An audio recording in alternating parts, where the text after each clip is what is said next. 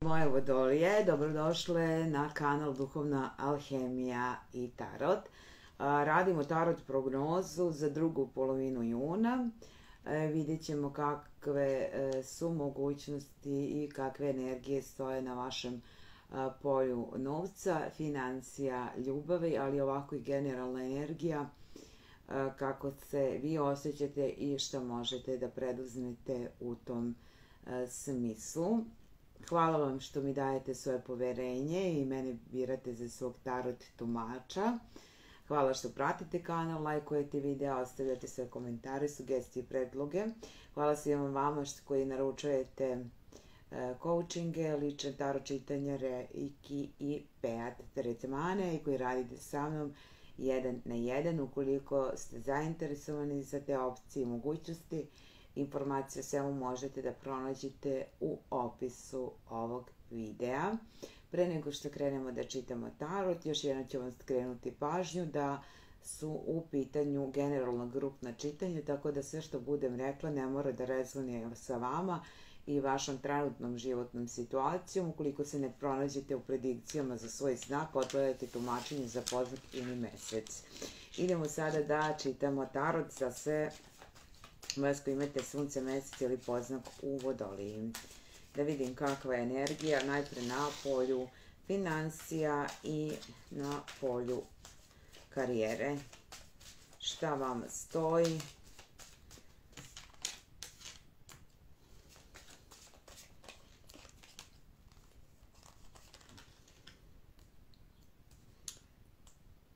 Šta treba da znate u ovom trenutku kad je reč o drugoj polovini juna?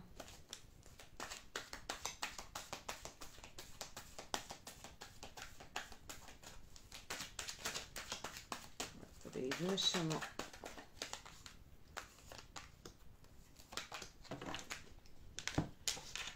Traži se neko strpljenje od vas.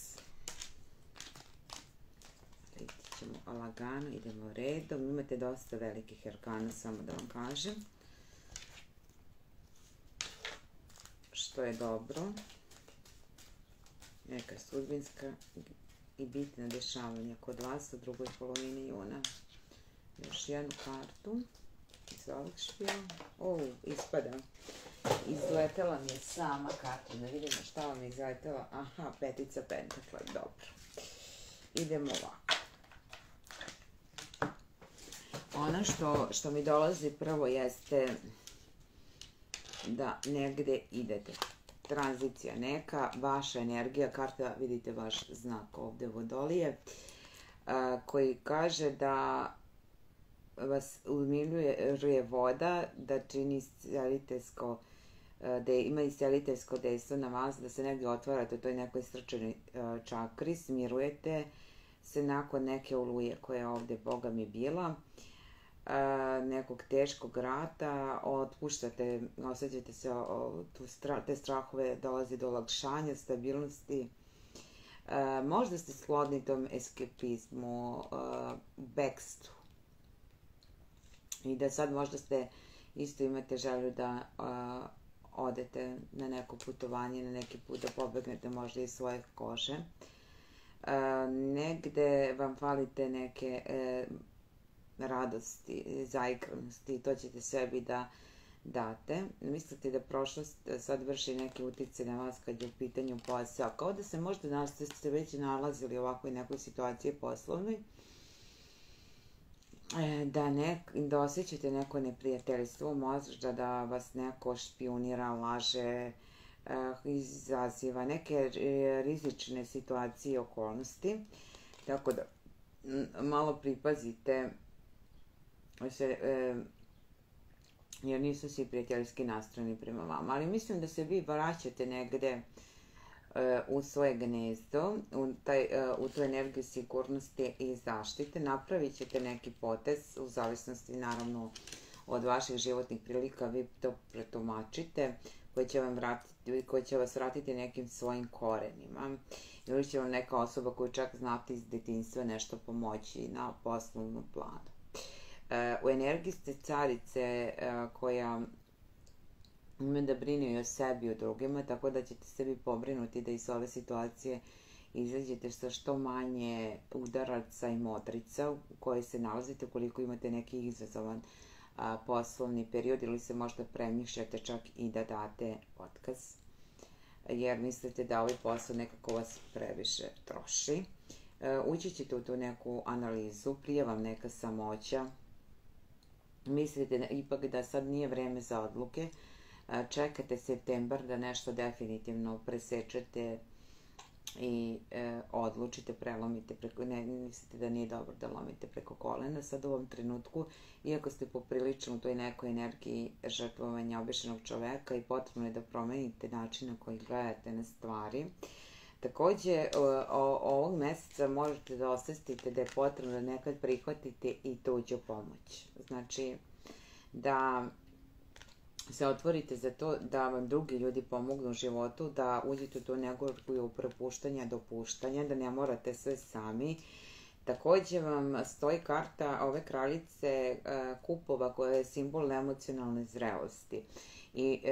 I to ćete i da napravite kad je u pitanju vaš posao, da možda nećete ishitreno da odete, možda biste ranije dali taj neki otkaz i napustili mesto i ostali bez nekih sigurnih primanja, ali sada nekako taktizirate i shvatate da prvo treba da imate neku sigurnosnu mrežu. Nećete ishitreno postupiti kako vi ne bi trpeli te neke negativne konsekvence, nego ćete lepo onako analizirati i vidjeti šta trebate da napravite i negde jeste to smisao i ove karte strpljivosti, umerenosti i isceljenja, da ne idete iz krajnosti u krajnost, da negde osvestite svoju senku i svoju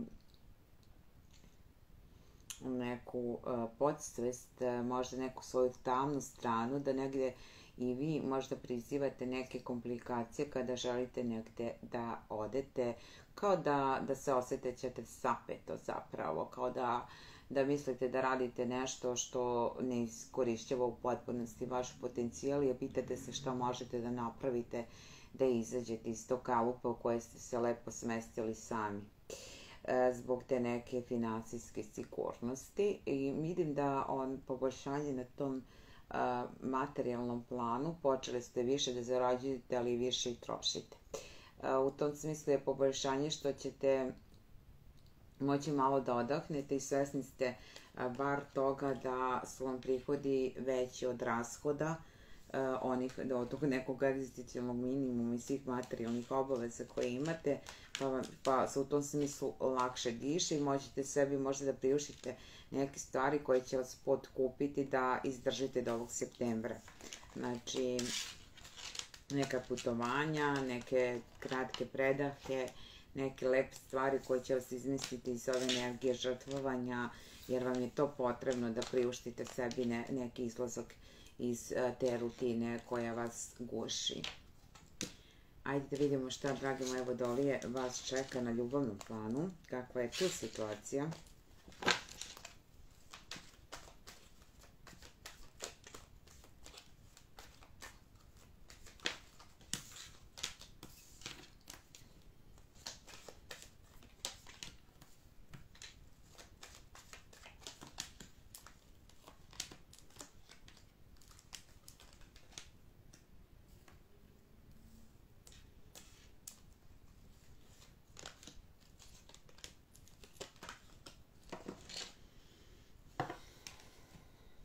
Tri ove. Sad ćemo da vidimo šta možemo da očekujemo na temu ljubavi.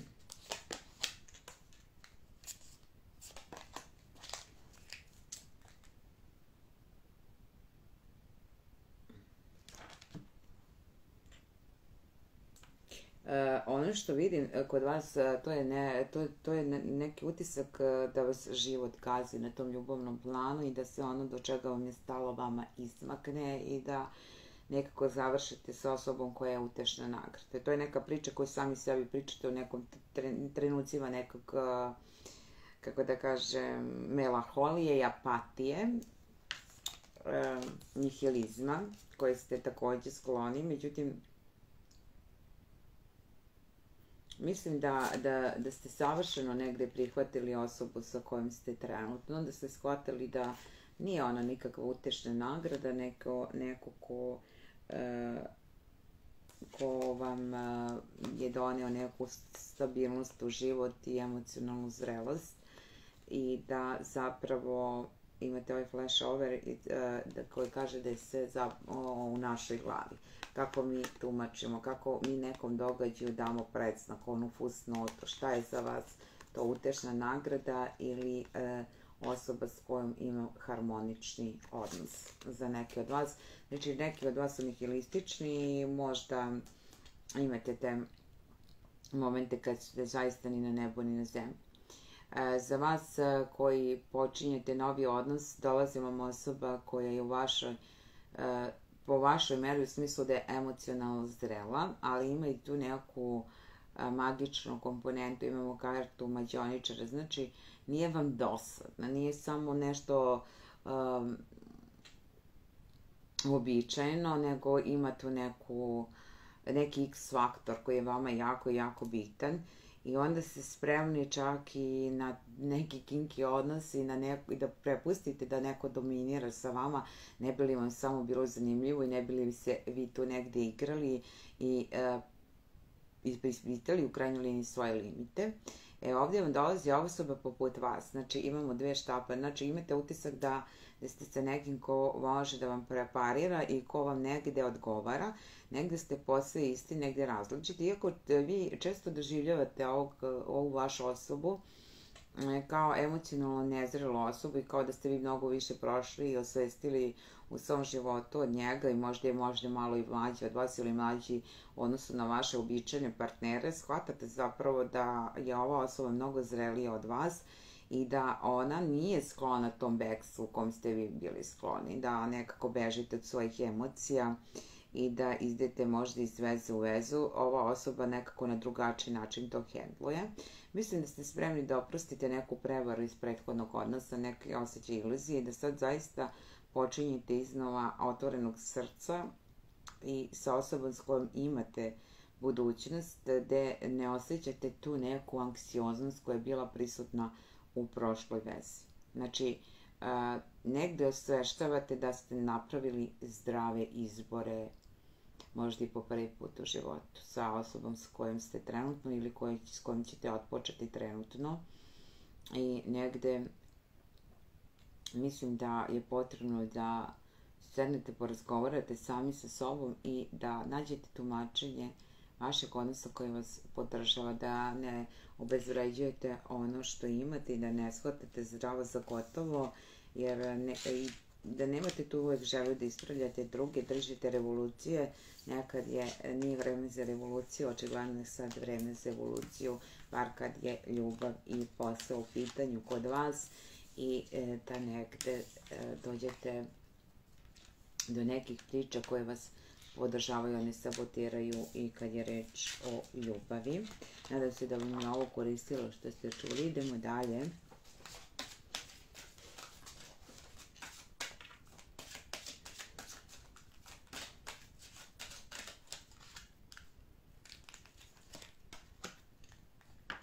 Da naučite da osluškujete sebe i da negde slavite tu svetlost u sopstvenom životu, da negujete ličnu posvećenost i da otpustite te neke blokade i da se otvorite za direktnu komunikaciju sa Bogom i sa samim sobom, da uđete u mir sami sa sobom. Imamo ovu katedralu svetlosti, galaktičku vibraciju, ovdje imamo produženu maslinovu grančicu mira, ovdje ovu ženu koja puni svoje svetlosno telo, ovdje katedralu svetlosti.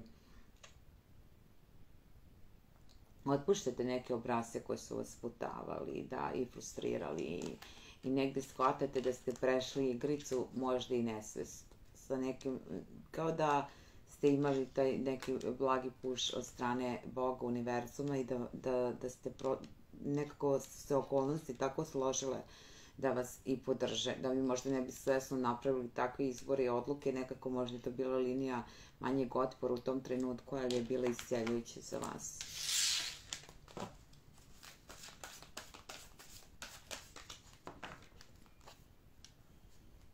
Da, definitivno je vreme za mir, znači za tu evoluciju, ne revoluciju, kao što sam rekla, i ovdje imamo ovu slomljenu strelu i kaže prigrali energiju mira.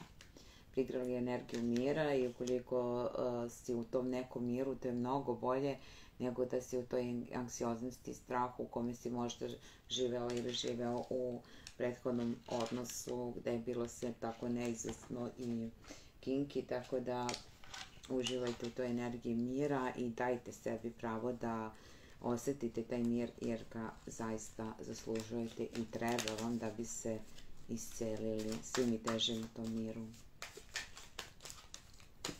Idemo da vidimo šta kaže Yin Yang orakla. Ovdje mi je ispalo nekoliko karata. Aha. Da, sve zanimljivo da danas sve ono što je svako otvaranje, imala sam baš onako sinkronicitet, potvrdu, korespondirale su karte jedna s drugom, potvrđivale i ponovo je danas isto vama slučaj tako. Ono što vidim jeste da je vreme da izađete iz ove zime i da se ponovo rodite, da se otopite i da otpustite taj neki ego i ponos i predrasude neke koje imate. Da nekako ne pustite te ego priče i da negde otvorite se za jasnoću, da stižete jasnoću, otvara vam se treće oko, da biste izašli iz ove komfort zone, iz ove rutine u kojoj ste upali, najpre potrebno da napravite ta neka unutrašnje čišćenje i da vidite gdje želite da idete, u kom smeru želite da se razvijete, da napravite tu neku reintegraciju samog sebe, same sebe. I ova neka unija, vaše partnerstvo, je nešto što ste možda i duže vremena iščekivali i kao da se plašite da se skroz ne opustite, da se to sve negde ne raspadne. Osjećate neku krivicu i svesnite da sami sebe na nekom levelu sabotirate, da ponovo ne dođe do nekog isceljenja, da ne dođe do te jasnoće i svetlosti. Mislim da trebate da se zapitate, karta trećeg oka ove jasnoće mi je došla naopako, da vidite što odbijate da vidite, s čim ne želite da se suočite i u kakvim ego pričicama živite koje vas drže u ovoj komfort zoni i ne dopuštaju, znači koji vas zapravo stalno drže u tom nekom iščekivanju i zbog kojeg posle imate i taj osjećaj krivice. Taština je ova neka, možda razlog taština i ponos, koliko su izašli, ali mi to opet preverite na sebe. Idemo da vidimo, ne na sebe, nego za sebe, malo sam umorna. Ajmo da vidimo što vam ovaj orakl kaže. Kaže da